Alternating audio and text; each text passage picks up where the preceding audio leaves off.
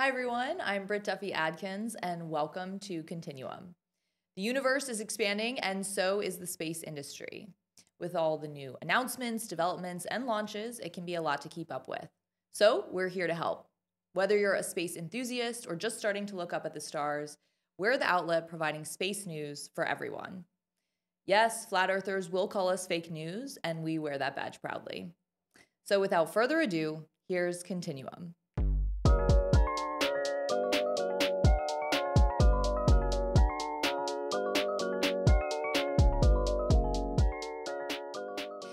And this week, we are joined once again by Tony DiBernardo, space and science communicator extraordinaire, also creator of Space But Messier, which if you haven't checked out his YouTube channel, you definitely should. Thank you. Tony, thanks for coming back. You got it. I was excited. Today, on today's show, we're talking with Ben Kellie from the launch company, and we're going to talk about our live reaction. Well, what we live reacted to last week, right? So the Starship launch, the flip-de-doos, the damage to the launch base, what they could have done, why they didn't do certain things, all this stuff. And he's an expert in the field. So it's a great episode. Yeah, Tony, I'm super excited to share this conversation with folks today. Ben is just a really interesting person with a lot of great perspectives. So yeah, we hope you all enjoy that. And before we get into that, of course, we want to thank our sponsors this year of Celestial Citizen broadly and all of the media content that we produce. So a big thank you to gold sponsor Multiverse Media and our silver sponsors, the Colorado School of Mines Space Resources Program, where I went and got my master's. And then also our most recent silver sponsor, Explore Mars, which this will be coming out well in advance. You still have time to register and get your tickets to the Humans to Mars Summit coming up May 16th through the 18th in Washington, D.C. I'll be there, so be sure to say hi. And lastly, before we go to the interview, I also want to promote my friend Phil Plait has this amazing book, Under Alien Skies. It just came out.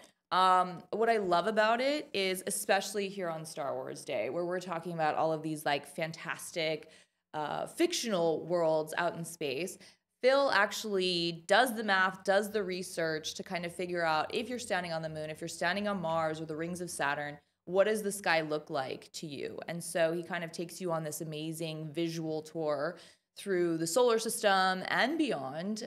So definitely worth a read if you're interested in just casually catching up on some astronomy this summer. So anyway, yeah. Couldn't agree more. Yeah. All right, well, we are going to go to the interview with Ben Kellie now, but yeah, hope you all enjoy. So Ben is joining us today to talk all about Starship, what happened, what went wrong, issues with the launch pad that are now sort of all over not only space media, but mainstream media as well. And then, of course, where we go from here. And kind of figuring out how we literally pick up the pieces here from this last launch. Very good. That's why I'm here, and anyway, and then of course we'll also be talking a little bit about the launch company as well. Ben, thank you so much for joining us here today. It's great to have you. Yeah, thanks for having me. Glad to be here. Nice to see you both. And so I should mention too that before founding the launch company, Ben also worked at SpaceX for a number of years as well. So part of the reason why I think Ben is an excellent person to talk to us about this today is not only his expertise in launch and launch pad design, but also, being there in some of the early years of SpaceX as well, I think kind of gives him an extra interesting perspective on all of this. And if you haven't checked out the Next 30 Trips, Ben also has an amazing Substack, so I encourage people to subscribe to that, check it out. All right, so Ben, our first question here for you is when designing launch pads, right? Because obviously, and we'll get into the launch of Starship itself, but when we look at launch pad design, right, like what are some of the key structural features that need to be considered? And I guess, were these just ignored for the Starship launch here, or, was it more complicated than that? Yeah, so, in general, when you're designing a launch pad, I mean, it's, we sometimes joke it's not rocket science, right? But it kind of is. The key is that you want the hot fire to not destroy everything when the rocket takes off. So I'm being glib, tongue in cheek, but that really is what it comes down to. So when you look at kind of a traditional launch site layout, your tanks, which have your high pressure gases, your fuels, whatever, are generally pretty far from the pad, and that gives takes a lot of the energy out of anything that might make it that far over. And then everything that's close to the pad tends to be blast shielded and tends to have some sort of kind of like fondag, which we've been hearing a lot about, some sort of like heat shielding through either ceramic or through ablative put on as well. I think the biggest feature, and actually one of the first things I worked on for SpaceX when I joined 100 million years ago, was the water system carries away a ton of both acoustic energy, which can be damaging to the rocket and payload, as well as the heat energy. And in the launches I've seen, a lot of what we end up doing afterwards, after a launch, is you go and see what parts of the pad got too hot. Looking at the launch mount, looking at the tail, the structure, and then you say, "Oh, we're going to put a little water there," or "Oh, we might add a little extra fondag," or whatever. Usually, you don't see the entire base blown out, concrete kind of going everywhere, sand blown everywhere, and so I don't have inside knowledge on exactly what happened. I've got a lot of friends that are working the program and have shared a few things which I probably are not public, but I think in general, I think it's safe to say, in the interest of focus on the vehicle and in the interest of speed, I think some of those kind of basic launch site things were not used here. And I think if you talk to somebody, they might say, "Well, this is a test site, right? And we're trying to move fast. We're trying to do these things." Yeah. And I think maybe they were surprised at some of that result. I'm curious, excuse me, they didn't use a diverter for this, right? It's just a pad, and even the pad they wanted to build was this, right, cooled steel plate that they were going to put under it that wasn't quite ready. So I'm curious about your thoughts. Obviously, Elon said initially, "Hey, we're not going to do a diverter. This might be a mistake." Maybe it was. I'm just curious about your thoughts on that whole process. Like, in your personal opinion, should they have waited until they had the steel plate? Was a diverter not having it a mistake? Like, what that whole idea behind this destroyed pad? Yeah, I think like if I zoom out to say maybe the 30-kilometer level here, it's hard to say whether it's a mistake or not, because sure, it's easy to look at this and say, well, you blew out the concrete, you damaged a lot of tanks. I'm sure there's a lot of other ground infrastructure that was damaged that we didn't directly see, and you've got these kind of like higher order problems that are going to cost time and they're going to cost money. If it's more important to get that flight data, then it's not a mistake, all things told. Like if you're doing a full calculus, right, of like, okay, we know this is going to happen, we know that's going to happen, but for clients maybe we're working with, it's like, oh, we need to raise another round, or we have to hit this contract milestone. It's like, yeah, we're going to run at some risk and we're going to deal with it because we need to make this happen. I don't have the information on whether that sort of kind of calculus or even really arithmetic was done, but certainly from the outside, it appears like it was a function of speed more than a function of really thinking things through. Talking about diverters in general, those are something that are really well understood. Everybody, I'm sure at SpaceX understands them well. That NASA has a lot of great resources and there's equations and all sorts of design parameters that go into design of a good diverter. We design a lot of diverters actually, and so it's something that's well understood. But I will say, like even smaller rockets that have gone away from diverters and launched off flat pads have had trouble because you're getting a lot of heat reflected back and you're getting a lot of acoustic energy reflected back. And those things can cause problems with the vehicle that are maybe not immediately, obvious to the eye, and which are possibly even a little bit hard to track down because they can be different launch to launch. So using a diverter with water is the easiest way to say, hey, we're getting that energy out of here and we're keeping things cool. Yeah, something to add to is, in the future, whether it's with SLS and the gateway and getting to the lunar surface, and getting there and then launching human landing system back up, to build a diverter on the moon or in remote places, it's going to be hard to have to do that every time. So I get why he just wanted to test it on cement, because he may have to do that, right? Just on the lunar surface. Well, no, because Super Heavy doesn't land on the lunar surface. Oh, right. But Starship is going to take off from there. I guess Super Heavy is an extreme example. You're right. but it's different, Yeah. right? Like we've watched Starship take off from a flat pad and go Right. and do a flight test, and we didn't have these things happen. Super Heavy is a different beast, and so, but I think you brought up an important point because those are the things people are saying, and even in a derogatory way, where they're like, "Oh, you wiped out 6 engines at takeoff," and blah blah blah. And it's like, well, keep in mind, like Super Heavy's not going to launch off. It might launch off maybe Mars someday if that's part of the con op of getting back off the planet. But as far as for the lunar program for Artemis, that won't be part of the con op as I understand it. So I guess my question is really like, was anybody anticipating this level of damage to the launch pad? There was also, I think, like 3.5 acres that caught fire. I'm not sure, actually. I read today. It's unclear to me if that's like officially a result of the launch, although it seems probably likely. And so my question to you is, was anybody anticipating this? And then also, why do you think the FAA approved this launch in the first place?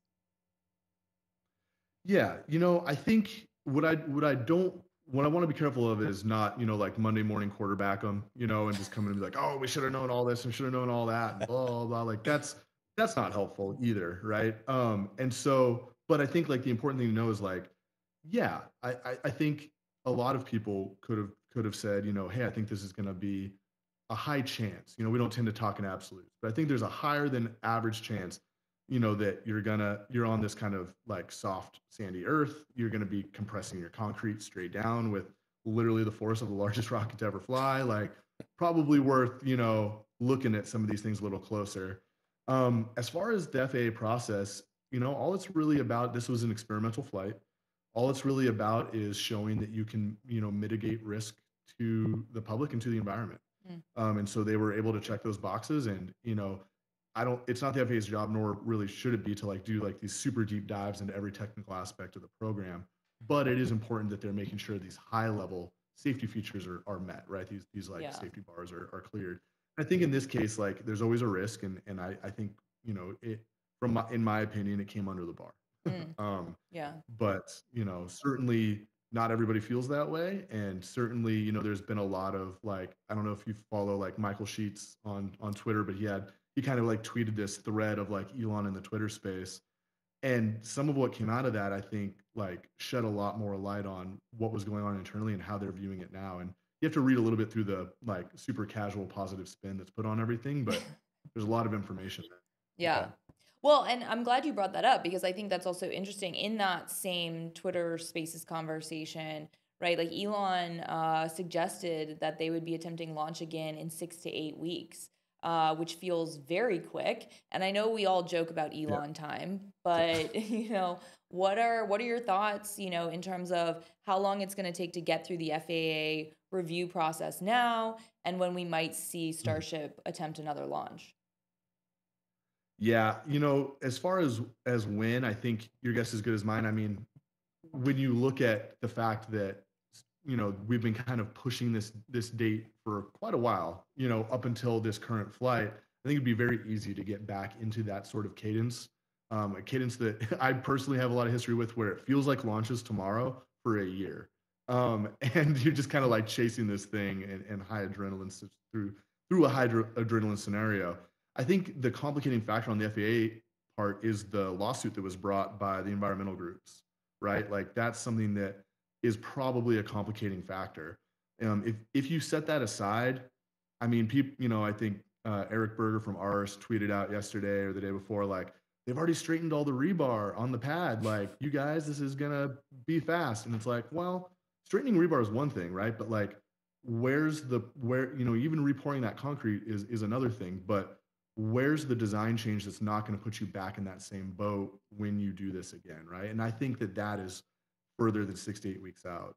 If, for instance, if any of the cryogenic lines or valves or even tanks, and I couldn't see the tanks that did get damaged didn't appear to be cryogenic in nature, but if any of those were damaged, like I can tell you for our clients, like lead times are super long for that type of equipment right now. And so I think it's just like I think it's true that if SpaceX had everything on hand and they were like, we're not going to make the same, sort of launch error, then yeah, you could probably get it fixed close to that timeline, but a little longer. But I think living in the reality of like FAA review, lawsuit against the FAA, and just the lead times we're seeing in the industry right now, I think it's probably going to be longer. Mm. I think there's high probability of it being significant amount of time. Oh, wow. Do you think we'll see it before the end of the year? It's a good question. I think if the lawsuit, depending on the lawsuit and the review, I think they would be technically ready before the end of the year for sure. Okay. Yeah, so And like, I just don't know. That part is hard to guess. so physically, I know Elon has said, hey, for things like Artemis, we're not going to be the peg that people are waiting on. For this, we can be ready in 6 to 8 weeks. Physically, there's a chance Starship is ready to launch in 8 weeks. A chance. But the lawsuit, the FAA, all of that is probably what's going to be pushing it, right? If you were to guess. I would guess so. And to be perfectly frank, I would guess that they're visibly ready, but I would think that they're probably internally going to be grateful to have the extra time afforded by the FAA review to like keep tweaking and possibly work on this steel water cooled diverter plate. Like I think they will be grateful for the extra time in the end. But yeah, I think there's certainly a chance. It's kind of interesting to see. I don't know, what they've got spares of, what they don't, and where they're going to change or not change design wise. But it'll be very interesting to follow and see like what comes out. Mm. So this is kind of just like a general question that I have. I think I have my own ideas about the answer, but I'm not going to try to lead anyone here. But like, why does SpaceX launch Starship from Boca Chica versus Cape Canaveral, in your opinion? In my personal opinion, it's because you can have the result that they had and still be halfway okay. Mm. Yeah, if they would have destroyed a historic site, yeah, that would have been a lot worse. Yeah, I think there would have. Yeah, and you'd be on a Space Force installation, right? And there's just, having launched SpaceX off Vandenberg and having helped with a number of launches out at the Cape, there's just a lot more to work through. And I think a lot of those things are useful, but certainly a lot of those things are orthogonal to the development priorities of Starship, right? Yeah. Like going fast, being hardware rich, throwing things in the air is not going to fly there, literally. Yeah. I mean, well, and it's interesting to see because obviously, I mean, that was kind of my suspicion when, I don't even think that they were quiet about it, right? Like Elon wanted to go to Texas because he felt like it was going to be much more welcoming and allowing him to do what he wanted to do. So, I think it's still true. Yeah, I think it's definitely still true. Like I haven't seen anything come out from the local government really, unless I missed it. So, which is interesting because I think in most other places you'd be, dealing with a lot of things would be very bad if he launched from Florida. I think if there was this much damage. Do you think like the space community, Ben? Because like I feel and Ben, it's interesting because we were talking a little bit before this as well about just like. Different threads and people commenting on your post, which was super interesting. But then also just like other people commenting in general about Starship. And it's interesting because the space community can sometimes be like very, very pro Elon, shocker of the century, right? But so the thing is that I think it's interesting to think about. I mean, obviously, knock on wood, it's a good thing it didn't happen. But yeah, if this was on like a historic, like, Cape Canaveral site, right, then would the space community still have rallied behind Elon and SpaceX as much as they did, or would people have been upset? I don't know. He likes to go fast and break stuff, and he broke his stuff. He didn't break anybody else's stuff. Right. I think that's the key, right? And yeah, I don't know. It's hard to say. I mean, I would say certainly I avoid certain corners of the space internet because there's just no real discourse happening, right? It's like a lot of cheerleading, which I think is really great because I think, as I said in my post, I remember a time when there were not a lot of cheerleaders. When I was part of the company, had a lot of folks kind of like, you guys are not going to figure this out. And so it's nice to see that shift. And I think what I would love to see is maybe just like a return to level where it's like, let's just look at things on the merits and not be super fired up one way or another because of the personalities involved, and just be really excited about going to space and doing cool things there and, expanding science, which is kind of my personal hope and view. So I don't know. I think if things went really bad and you like wipe out your ability, say it's on 39A and you wipe out your ability to deliver cargo and people to the space station, I think that would probably be tougher to spin as a positive and a successful launch. So I think Boca served its purpose in that way. Yeah, and I do have to agree with you, Ben. As critical as we are being, I'm a little bit more of an optimist. He's moving fast. He's breaking stuff. It exploded. I think it's great that the progress that the entire team behind SpaceX is making on this whole project. But a lot of this is being it's feeling like doom in the media, so we have to talk about it, right? But I'm the same way. I kind of wish it was a little more leveled out. Well, and I'm even coming at it from the other way, where I wish some of the people who were like, it is literally impossible for these guys to do anything wrong, would just take a beat, because I think it's not about being right, and it's not about being wrong. It really smacks of this like Mac versus PC or Android versus iPhone thing. It's just like, hey, chill out. Yeah. Like we're all getting better computers and phones. We're all getting better rockets to go to space. But I think what's missing in the discourse, and I tried to touch on, and I think was maybe received a little bit, but is like, let's just look at these things on the merits, and let's talk about these things critically, in the sense that, like, how can we learn from this company that's working at the edge to do things better in our own work and in our own approach? And if they goof up and skip out on something, knowingly, then it's like, well, hey, hold on, we can all learn from that. Or if they goof up because it's something new, it's like, hey, that's really valuable. We all just learned something new about aerospace, right? And I think that's like the arena where it's really valuable to play, and where it's really like kind of a cool place to be. Yeah, for sure. Well, and I want to make sure too that we, have some time to talk to you about the launch company as well, because it's really interesting, the work that you all are doing. So maybe in your own words, can you kind of explain to folks that don't know what exactly the launch company is working on right now for its customers, and also what role you see the company playing in the space industry over the next 5 to 10 years? Yeah, cool. So the launch company helps new space companies get to orbit faster, cheaper, and more resiliently, more safely. So we use all of our launch expertise to help customers from the scratch pad to the launch pad. So no matter where they are, we're defining requirements. Oh, we need a single engine test stand, all the way up to, hey, we need a subcooled liquid oxygen system that can do X, Y, Z. We can help navigate that process by doing everything from requirements definition, hardcore design, build, operation. We build ConOps, or lay out and design ConOps for people. So we kind of do everything from soup to nuts. And what that has taught us over the last few years as we go, is that there is a lot of overlap in requirements for especially small to medium lift launch vehicles. And there's a lot of overlap in need for the operations behind their launch and their recovery. And so what we've been kind of working towards, and are now starting to get really great traction on, is this concept of a multi-user launch site.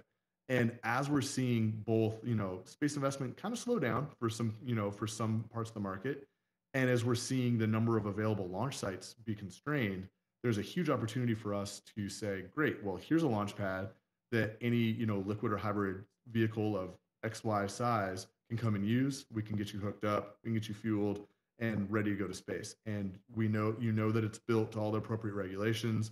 That it's already if you're say out on the Cape, it's Space Force approved to be out on the spaceport. And so it really lowers the capital expenditures for companies. It shortens development times. And because the launch site can kind of serve as this band of requirements, it gives rocket designers a direction to head when they're trying to, be like, oh, should this be this size? What's the flow rate here? We can kind of help guide that conversation and help people along. So we've got a lot of efforts kind of around the US and starting to be around the world underway, where we're looking at providing infrastructure for spaceports, and where we're looking at bringing rocket companies on for shared launch services. So that's kind of the high level of what we do. We also have a couple little hardware lines that we design and build as well, which serve that mission. Amazing. And I mean, I think one of the really interesting parts of your story and the launch company's story as well is that you were able to successfully bootstrap your company without outside funding until exit. So Congratulations on that. But also, what advice would you provide to other space entrepreneurs that are looking to, maybe find similar success? Oh, let me get my notepad. Hold on. I think really like the biggest thing that I see is solve a business problem. Don't just create a technology. And so what that means is and I work with a lot of entrepreneurs, helping kind of coach them through different phases. What I see a lot is like, oh, I have this cool idea, or I have this really neat technology and I wish it existed. And it's like, oh, dope. Like, who's going to pay for that? The government. Oh, okay. Grants. Why would they pay for that? Yeah, grants, SBIRs. And it's like, well, that's great. Like, and SBIRs are dope. Like they are a great way to get started and move things along. But at some point, like the point of the SBIR process is to hand you off to commercial and government customers after that point. And so we always joke like that every time we needed a round of funding, we raised it from our customers. Because like it's like the ultimate source of non-dilutive capital, right? People paying you for goods and services. And I think that kind of gets missed a lot in the current business environment, right? Like it's about like raising the next round and moving to the next thing. And we were just really excited about solving problems for our clients. And so early on, that means we took a lot of jobs that maybe were ancillary or peripheral or like didn't really serve the mission, but they served the mission of like feeding us and paying our mortgages, right? Yeah. But what was really cool is that by building that trust, which is the other component, if you go to somebody like, I have this really dope solution, I want you to put it inside your rocket. It's like, well, wait a minute here. Who are you? And what have you built? And why should I let it anywhere near my launch vehicle? And so we were able to kind of organically build trust over time by doing knowledge work, right? Getting that first bite. And then what happened is we got paid to learn. We got really, really smart about all the problems everybody was solving. And we got to then take on bigger problems, and we moved into hardware, and we just kept kind of organically growing from there. And what was great is that in kind of a nascent market like space, you're very flexible. You're able to move with the market and respond to its needs and give people what they need. And so now when we pitch the multi-user launch site, we've got all these years of personal experience, but also company experience doing one-off launch and test sites for companies that we can point to as proof that we're on the right track. We have this traction, we have this ability to actually deliver. Versus, if we had sat in a conference room and raised a large round and come out and we're like, hey, we're gonna do this thing. And it's like, who have you done anything for, right? Yeah. I will say it's like a hard road, but it's really rewarding, and it's been really, really cool, especially like to be in Alaska and design and build things that fly to space or help other pieces fly to space is really, really cool for us. So it's been a lot of fun. Yeah. Amazing. Got a great story. Yeah. Looking forward to that memoir when that comes out. I know you're working on that as well. So yeah. I do have to say, and I know we talked about this earlier. I wanted to say it earlier, forgot to. But we talked a lot about SpaceX and the Starship launch. There's a lot of varying sources of information, some positive, some negative. What I do have to say about the article you wrote, it was the least biased, most informational article I've been, even though you wrote it like an op-ed. I read it and was kind of floored, and I think I learned the most out of one article that I did from any news media source. So if you guys want kind of like one place to see everything that happened and legitimate and reputable opinions on that, read the article. We'll link it below. Yeah, it's so we'll good. link it. Yeah, great job on that. Yeah, that was a great point, Tony. Appreciate that. Thank you all. Thanks for reading. Yeah. I really appreciate that. Thank you. So that was a really nice moment there, Tony. And now I'm going to switch to Star Wars GPT questions to keep it real serious here. Okay, yeah. So Ben, you haven't been on before, but we like to put people in the hot seat with some ChatGPT driven questions. So these are not created by me. I just created the prompts and let ChatGPT do the rest. So we've got a couple that are on theme for Star Wars Day. We're in our Star Wars get-ups here. Celebrating May the 4th. Yeah. So, all right, we'll do that. And then we've got a little competitive game for you and Tony. If we have time, we're going to go toe to toe. Yeah. All right. If you could have any Star Wars character as your co-pilot, who would you choose and why? I mean, it's got to be Chewie, right? He's the ultimate co-pilot. This is you did change your mind to Yoda. I did not change my mind. I just said Yoda also would be a good option. On the last episode, Ben, thank you for validating. I chose Chewbacca. Okay, I Tony. respect that, but I would still choose R2-D2. No. Sorry. Yeah, so that was my second choice. I can't lie. R2's great, right? And I don't know. Yeah, R2's great, but like he also gets shot a lot, and like little head blows up, you know, and it's like, what are you doing back there, little guy? You know, Chewie's like you could literally be on a smuggling run and like go nap in the back of the Falcon and be okay. That's true. And Chewie's gonna get you through it. That's true. That's true. That's true. Okay, if Yoda had a Twitter account, what kind of tweets do you think he would post?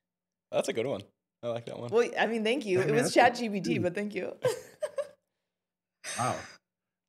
I think I mean it would be like little Yoda cones, right? Like these little like Zen Yoda things with where, you know, the object and the modifier are all switched around. I mean, I think it would be exactly what you expect. I would love it if he like drank a little swamp water on a Friday night and went, you know, and went off as like, Luke couldn't even lift that ship out of the fucking swamp, right? Like, what the? You know, something like that would be great. Oh my God, Ben, you've got to do that. You got to start like a Twitter water, like Yoda on swamp water account. Oh, that's great. Yeah. I look forward to seeing that. I was going to say like maybe he just go congressional and, you know, do all these posts about, you know, where the Jedi Council is heading, but you just went straight for swamp water, so I'm here for that. Oh, I like that. Yeah. I feel like I can't remember Samuel L. Jackson's character's name because my memory is poor, but Mace Windu. He would take that route. Yeah. Thank you, Mace Windu, of course. You're good. You're good. That would be his approach. He would. He would have a staff, right? He would have everybody running everything. Right. That's amazing. All right. Okay. If you could, actually, this is similar, I think, to the ones that so Tony's questions are not ChatGPT. No, we can ask him Mine if you are. want. Okay. Why don't you do yours? I liked yours. Okay. All right. Ready? You live in a Star Wars universe. Are you like an adventurer? You could be Jedi, Sith, Mandalorian, anything kind of like that. Are you a council member or a senator? Or are you just a citizen living in the universe? I mean, is this wish fulfillment? I think like probability-wise, I'm probably just a citizen of the universe. No. Right? Wishful. Like, wishful. More of those. Not what you are, but what you would want to be. Yeah. You can't ask an engineer stuff like this. Okay, I would say it's got to be Jedi, right? I got to be Ben Kenobi, and just like no, I hate Ben Kenobi. Oh no, that's Tony knows. I think he's the shadiest Jedi. Like he's so shady. Whoa. Yeah, I know. This is like shady, a whole thing. Him and Anakin. I have like a little more sympathy for Anakin than most people do. Oh, I have zero. I love Anakin. Full sympathy. Ben, wait, sorry, man. Are you being sarcastic? No, you do. I do. Okay. I feel like Obi-Wan. Okay, settle this debate for us, Ben. Okay. Yeah. Did Obi-Wan have a thing for Padme? Oh, that's a great question. Yeah, maybe a little bit, I'd say. But he was also trying to help his friend the whole time. And like, what's the point of having mentors and advisors if you're just gonna like not listen, roll off on your own? They literally self-fulfilled that thing, right? Like Anakin, Yoda's like, "Hey man, future's fuzzy," and he like, "Don't make it come true." And Anakin's like, "Damn, I think I'm gonna go make that shit come true immediately." and so it's just like, true. I have no sympathy for him. That's great. Yeah, I have no sympathy. In that regard, no sympathy as well. Absolutely. And when I say Ben Kenobi, I meant it specifically for like episode 4. You know what I'm saying? Yeah. Okay. Okay. I could maybe get more behind that. I feel like he learned his lesson at a certain point. Yeah. Yeah, he learned his lesson. He's living in the backwoods of Tatooine by himself. He's a lonely guy. Like kind of keeping an eye on Luke because he feels bad about the whole thing. Yeah. Yeah, that's true. Cool. So you will ideally be a hermit in the Star Wars universe. I mean, for real, absolutely. That's probably true. Yeah. All right. Lots of time to read. Yeah. Amazing. All right. Ben, I know we're at like time. Do you have like 5 more minutes? Yeah, I got 5 minutes. For sure. All right. Cool. Okay, this one, you can always tell when these come from ChatGPT. If Ewoks had a sports team, what sport do you think they would play, and would they be successful? Whew, I feel like it's pickleball, right? I Like I it's literally the was thinking pickleball or curling. Curling. Oh, I like I've curled curling. before. Have I you? like Yeah, I'm pretty good. Really? Yeah. You've that done it enough rocks. to be Curling's good. a great one. Done it a couple times. Done it a couple times. I'm okay. I kind of was. You know I what, think Ben? I initially pictured them yeah, playing hit me. pickleball, and I can't tell you why. Just these. I can That's tell you why wild. I pictured it. It's a low net, right? And it's Oh, like yeah. a simple game, a low net. I mean, you're not gonna like they're not like gonna play the Harlem Globetrotters, right? That's just a massacre. Gotta be Unless they like pickleball. stack on top of each That's other. right. Yeah. Yeah, right. Exactly. Yeah. No, that's interesting. Huh. Okay, should we jump into finish the song? Or do we want one more Star Wars? Do another one. Okay. All right. So let's see here. If you could live on any planet in the Star Wars universe, which one would you choose? Oh man, Whoa. I gotta remember all the That Star is Wars really planets. I know. Only the hellscape planets are coming to mind. I've got to come up with something better. Um God, I don't know.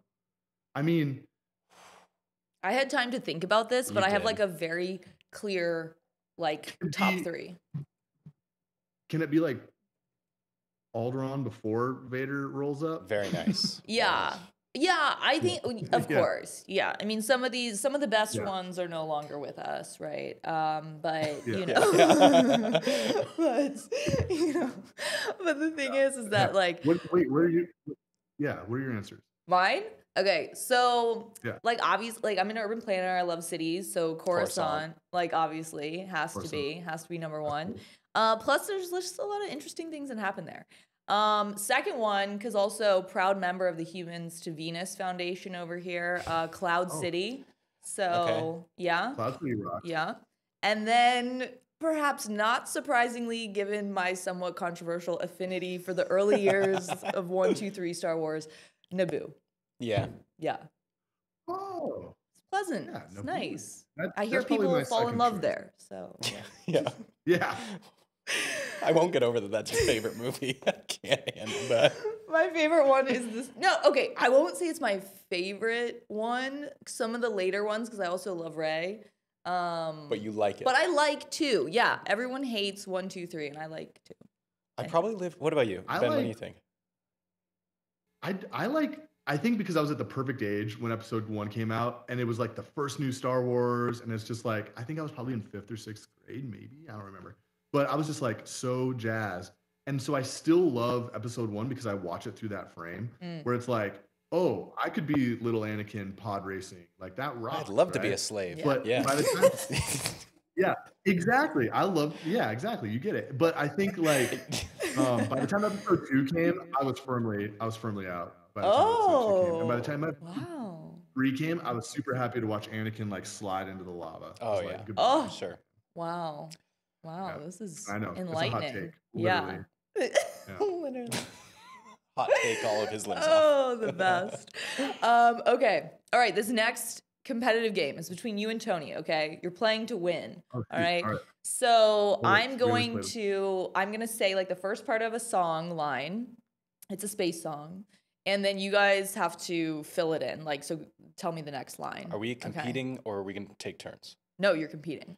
So like first one to get it in there. Oh, wow. You know, it's We like- got to finish the song. Yeah. Finish the lyrics. Okay. All right. This one's okay. And I'll also caveat this first one. Ben, I haven't seen these. I don't have it here. I have no Yeah, idea. Tony Oh, it's hasn't seen okay. these. There's no way I'm going to get any of these. You'll be surprised. I didn't get any last week, so. Have you heard of the Beastie Boys Intergalactic? I mean, I've heard of it, but I'm not like a connoisseur. You guys. The We- people we that got are two here in this connoisseurs here. room with Okay. us are big fans. Okay, moving on, because that's actually not in the questions. All right. So this first one, there's potentially multiple ways that you could end this because it comes up a few points in the song. Ground control to Major Tom. I'm stepping through the door. Yeah, he's not wrong. That's yeah, like later in yeah. the song. Actually, yes. Okay. So yeah, those were none of the ones that I had selected Total here, but you're failure. right. That one also Yeah, that one also works. Yes. Okay. 1-0. So 1-0. She packed my bags last night pre-flight. 0 hours and 9 a.m. Was it 9? Yeah. All right. Yeah. All right. Tony got that one. Okay. I'm floating in a most peculiar way, and the stars look very different today. Is that the same song? Yeah, I mean, Yeah. like, there's not that many space songs. That's to true. me. I had to, I literally don't know what. Is it This Is Ground I would Control have to to Major hear it. Tom? Was that the end of it? No. Oh dang. Anyone here know? Anyone in the room? No. For here Uh-uh. am I sitting in a tin can. Oh. Yeah. See, jeez. you know it when you hear it. That's why there's like a major shift there. I Yeah. hope people at like listening to this are screaming in their car like, tin can, damn it. All right. I feel like that should be like 1 point Brit for stumping you. But Yeah, anyway. Okay, we can do that. Okay. Good point. And I think it's gonna be a long, long time till touchdown brings me round again to find. I'm not the man I think I am at all, or something like that. I'm not the At man I home. Yeah, think we'll I give it was to at you. all. That was close I enough. can sing the Yeah. tune, but the words are not here. Yeah, close enough. Nice. Okay. It's the terror of knowing what this world is about, watching some good friends scream, "Let me out." Oh, that's Queen. Let me out. Right? That's Queen and David Bowie under Oh, pressure. shoot. Mm-hmm.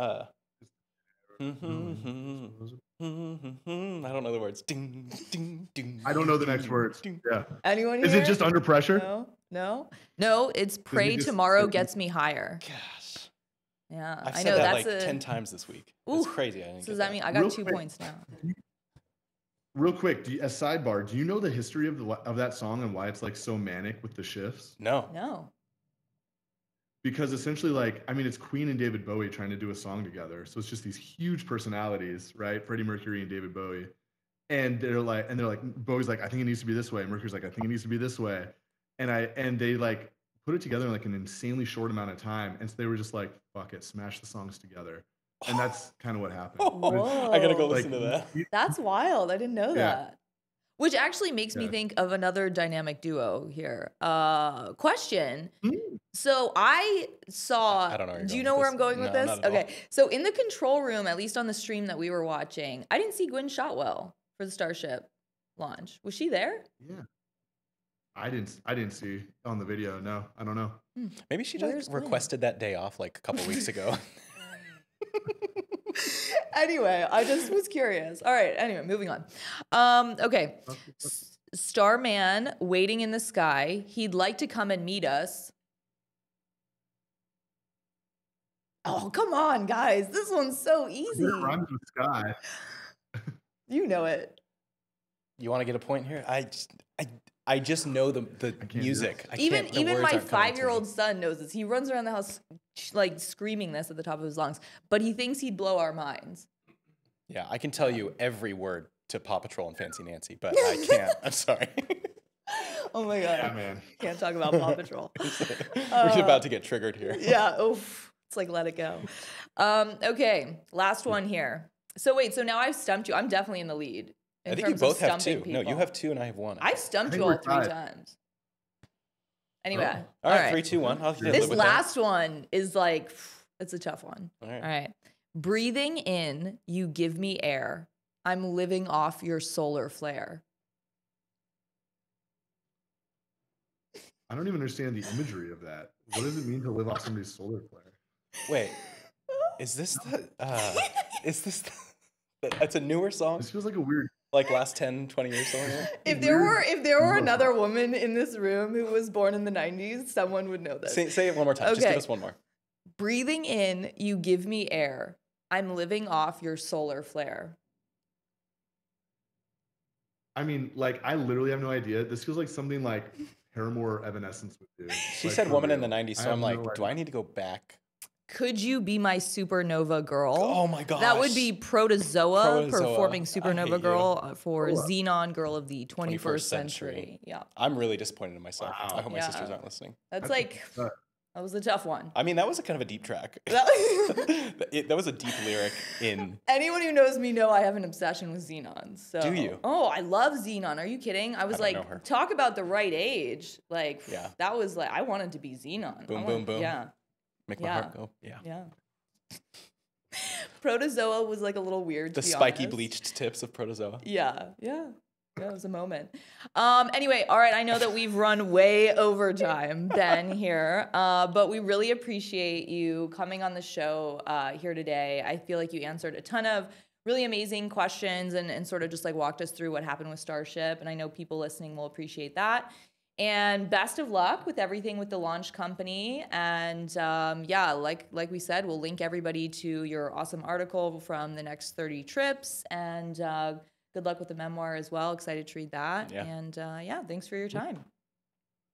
Hey, thank you both. Glad to be here and appreciate all the questions and all the energy. It was fun. All right. Nice to meet you, Ben.